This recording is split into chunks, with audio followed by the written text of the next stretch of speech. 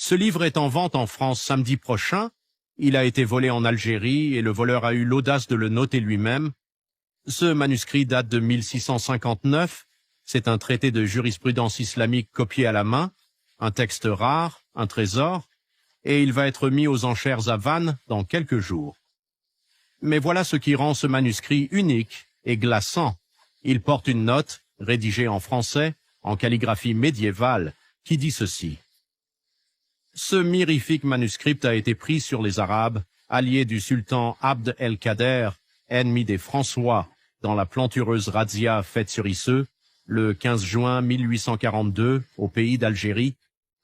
Le pilleur a signé, il s'appelle lieutenant Blanry, et il est fier. J'ai cherché cette razzia dans les archives. Elle a bien eu lieu dans la région de Tissemsilt en juin 1842.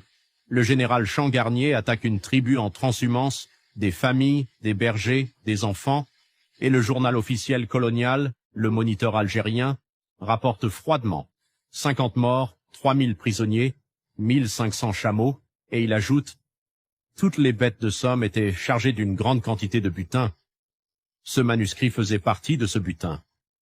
Regardez bien ces photos, ces feuillets incomplets, ces pages roussies par les flammes.